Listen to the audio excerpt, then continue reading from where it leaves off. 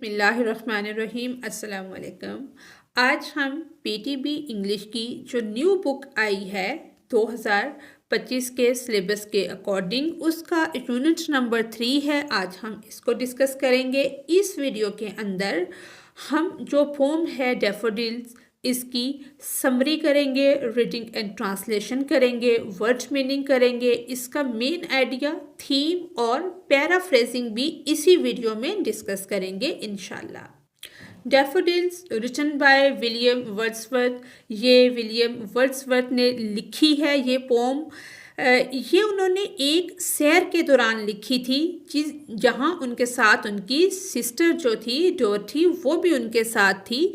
15 अप्रैल 1802 को lake district के इलाके में एक उन्होंने आबी नरगिस के फूलों की कितार देखी, जहाँ पे ये पोम लिखी गई थी।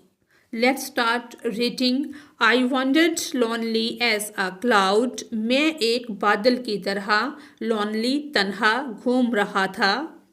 Dead floats on high over valleys and hills. जो वादियों में और पहाड़ों के ऊपर ऊंचाई पर तैरता है कौन? क्लाउड, बादल, बादल की तरह। When जब all at once I saw a crowd, अचानक मैंने एक हजूम देखा। A host of golden daffodils, सुनहरी नरगिस के फूलों का एक बड़ा मजमुआ। Beside the lake, झील के किनारे। Beneath the trees, दरख्तों के नीचे। Floating, झूम रहे थे। And dancing in the breeze, जो लहराते थे, झूमते थे हवा के अंदर। Continuous as the stars that shine, मुसलसल जैसे आसमान पर चमकते हुए सितारे। And twinkle on the milky way, और कहकशाओं में झिलमिला रहे थे, कहकशाओं में झिलमिला रहे थे।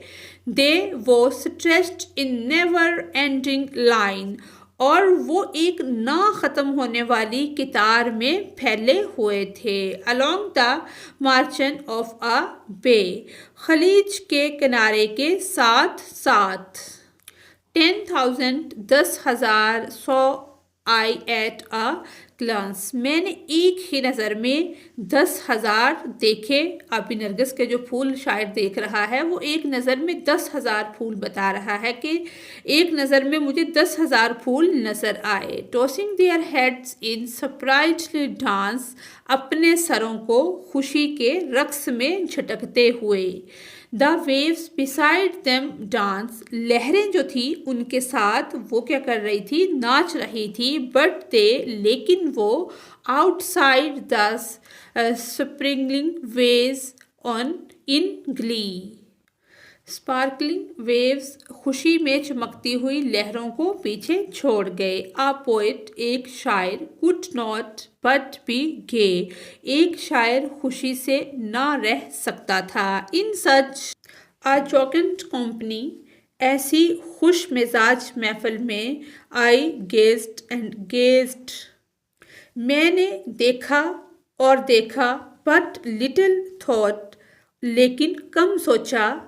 What wealth the show to me had brought, कि मैंने ये मंज़र कितनी दौलत दे गया। जिस तरह से शायर को बहुत ज़्यादा खुशी महसूस हुई और उसने कोई पैसा भी उसके बदले में ख़र्च नहीं किया। अब वो ये कह रहा है कि मैं उसको घूरने लगा, देखने लगा, तो देखता ही गया। मैंने ये कम सोचा कि ये मंज़र मुझे कितनी दौलत दे गया। Far off when on my couch lie, क्योंकि अक्सर जब मैं अपने पलंग पर सोफे पर लेटता हूँ। इन वेकेंट और इन पेंसिव मूड, खाली या गमगीन सोचों में मगन।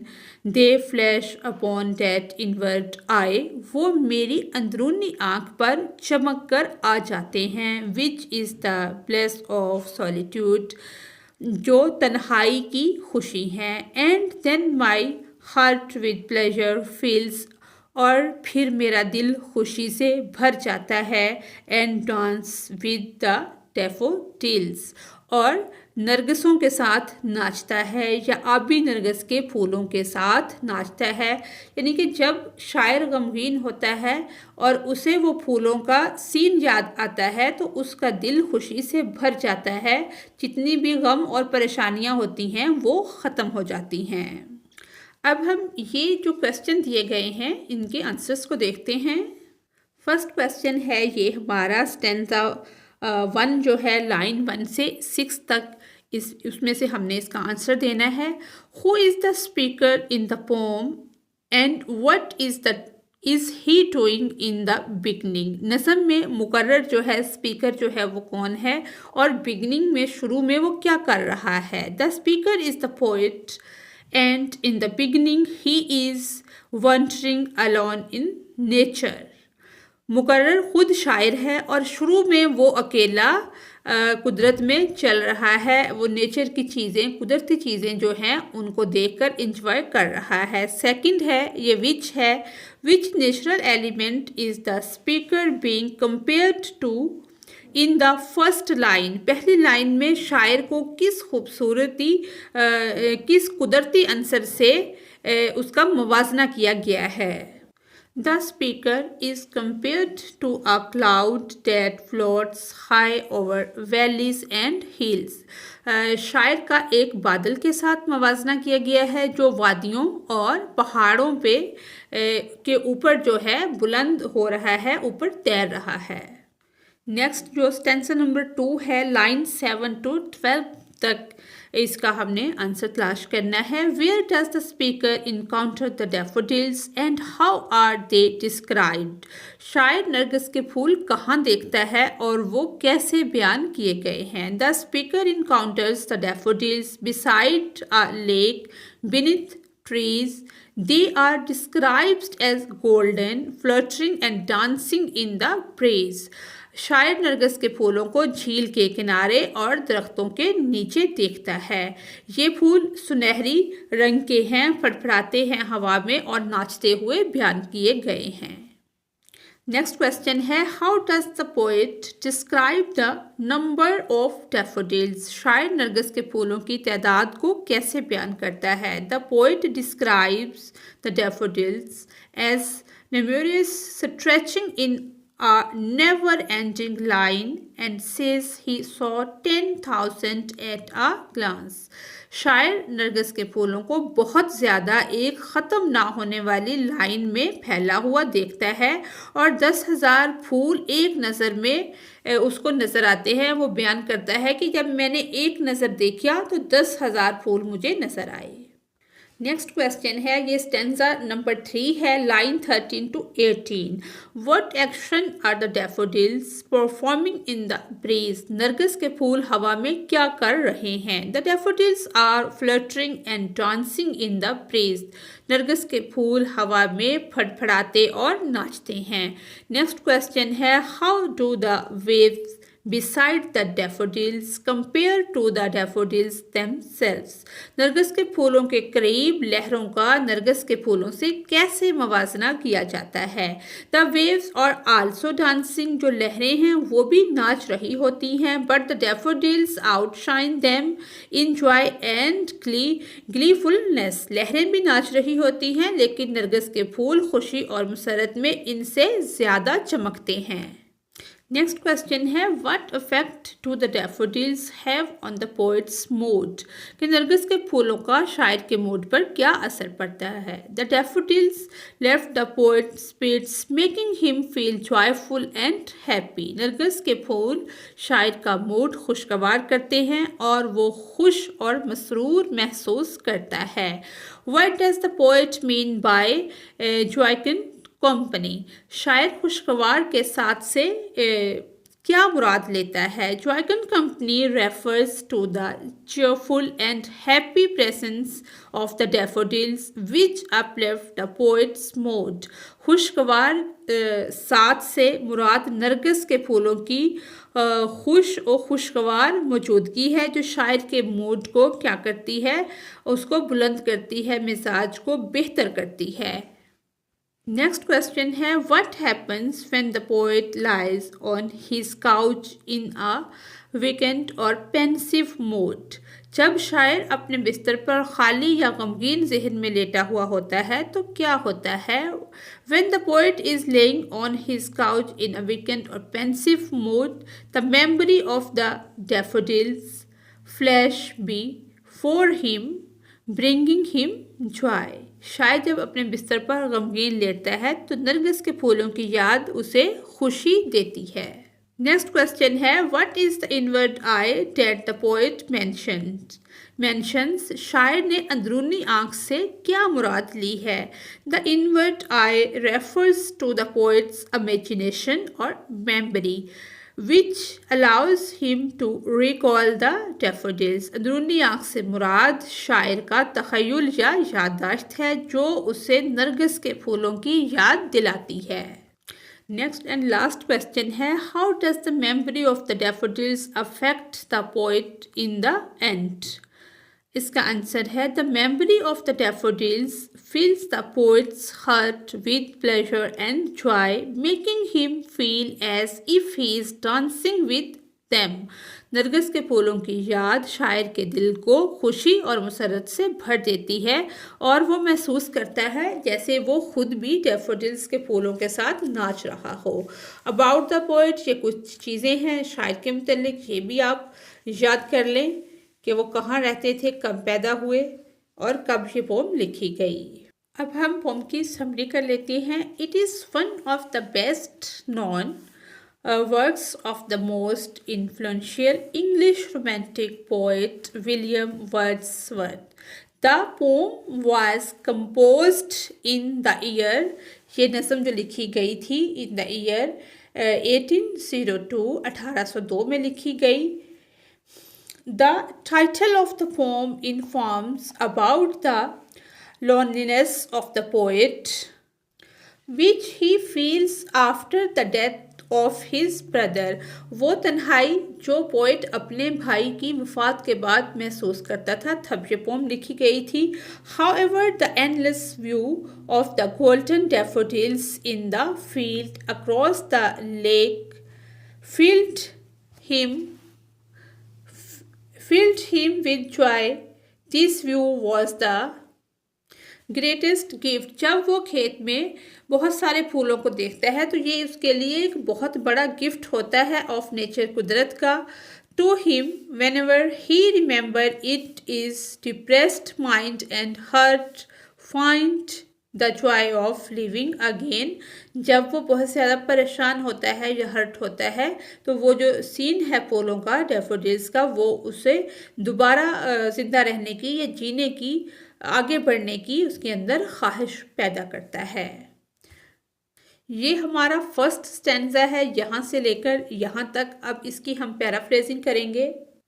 आई was wandering alone like those clouds, मैं अकेला उन बादलों की तरह फिर रहा था। That float the valleys and hills, जो के पहाड़ियों पर और वादियों के ऊपर तैरते हैं। व्हेन, जब I suddenly saw a crowd of, जब मैंने हजूम देखा ऑफ डैफोडिल्स, अपने नरगिस के फूलों का। The daffodils were golden in colour, ये सुनहरे रंग के फूल थे। They were beside the lake under the trees and, ये लेक के झील के किनारे और दरख्तों के नीचे थे। And they were dancing and waving, ये नाच रहे थे और हरकत कर रहे थे। इन द एयर, हवा में। ये हमारा सेकंड स्टैंजा है, यहाँ से यहाँ तक। अब हम इसकी पैराफ्रेजिंग करते हैं। The daffodils were dancing continuously, वो मुसलसल नाच रहे थे। And they were shine like stars, और सितारों की तरह चमक रहे थे। In the milky Way, they were all around the margin of the bay in a long line, वो एक लंबी कतार के साथ साथ। When I first looked at them, जब मैंने उनको पहली बार देखा। They appeared around 10,000, पहली नज़र में मुझे वो 10,000 नज़र आए। Tossing their heads and dancing happily, जो अपने सरों को हिला रहे थे और डांस कर रहे थे खुशी के साथ। स्टैंजा नंबर 3, थर्ड स्टैंजा है हमारा, यहाँ से यहाँ तक। अब हम इसकी पैराफ्रेजिंग करेंगे। The waves near the daffodils were also dancing of the breeze. जो लहरें थी daffodils के करीब वो भी नाच रही थी. But the daffodils were more beautiful than the waves. लेकिन daffodils जो हैं वो ज़्यादा खूबसूरत लग रहे थे लहरों की निस्बत. In shine and attraction, वो अपनी कशिश में और चमक में ज़्यादा थे.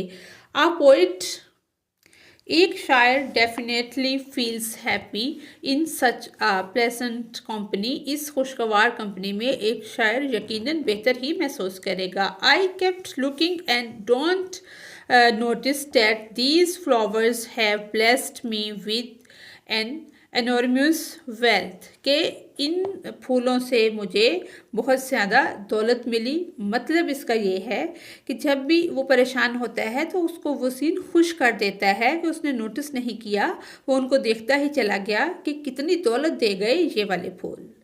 लास्ट हमारा स्टैंजा है, उसकी ये पैराफ्रेजिंग है. Usually when I am sad, आमतौर पर जब मैं परेशान होता हूँ और in passive mood and lie on my couch, और मैं अपने सोफे पर या अपने पलंग पर लेटता हूँ. The daffodils appear in my thoughts, daffodils मेरी सोचों में जाहिर होते हैं. And become a blessing in my, और वो एक नेहमत है लोनलीनेस मेरी तन्हाई की. After this my heart fills with happiness, इसके बाद मेरा दिल खुशी से भर जाता है. And starts dancing with the daffodils, और मैं डैफोडिल्स के साथ डांस करना शुरू कर देता हूँ. थीम ऑफ द पोम, नज़म का जो मौजू है वो ये है. The theme of William Wordsworth poem daffodils is the healing and uplifting power of nature. ये जो नेचर की ताकत है, यानी कि कुदरत की, नेचर की ताकत को ये बयान करता है कि किस तरह से हम कुदरती मनाजर को देखकर खुश होते हैं. The poet finds joy and solace in the sight of a field of daffodils which not only brightened his mood in the moment but also continues to bring him peace and happiness through company. यानी कि वो ना सिर्फ इसके mood और लम्हे को बेहतर बनाते हैं बल्कि वो उसकी यादों को भी सुकून देते हैं. The pome reflects how nature can inspire and restore the human spirit, emphasizing the lasting emotional impact of natural beauty on the poet's inner life. कि ये नज़म जाहिर करती है कि कुदरत किस तरह इंसान की रूह को मुतासर और बहाल कर सकती है, और कुदरती खूबसूरती के देर बाद जज्बाती असरात को शायर की जो इनर लाइफ है, दाखिली ज़िंदगी है, उस पर जोर देती है. अब सबसे एंड में ग्लॉसरी है, वर्ड मीनिंग है, इनको भी हम देखते हैं. ब्लेस खुशी, मुसर्रत हैप्पीनेस, कंटिन्यूस मुसलसल जारी, इस तरह से फ्लोटरिंग लहराना फड़फड़ाना. To move lightly and quickly, host बड़ी तादाद, मजमा लार्ज नंबर ऑफ पीपल और थिंग्स. सेकंड खुश मिजाज, खुश, चेयरफुल, मिल्की वे, कहकशां, पेंसिव, ख्यालात में गुम, सॉलिट्यूड, तन्हाई, खलवत. सरप्राइटली, जिंदा दिल, पुरजोश, full of life and energy. Vacant, खाली, पे मसरफ, एम्प्टी. इसी तरह से वेल्स, वादियाँ, घाटियाँ, वैलीज. वंडर्स, आवारा गर्दी की. To walk slowly around, Aahista Aahista इर्द गिर्द घूमना. आज की वीडियो यहीं पे मुकम्मल होती है. मुझे उम्मीद है आज की वीडियो से आपको बहुत रहनुमाई मिलेगी. फिर भी अगर आपको किसी चीज़ की समझ नहीं आती तो आप कमेंट सेक्शन में पूछ सकते हैं. अगर आपको मेरी वीडियो से कोई रहनुमाई मिल रही है तो मेरी वीडियो को लाइक और चैनल को सब्सक्राइब करें. Thanks for watching guys.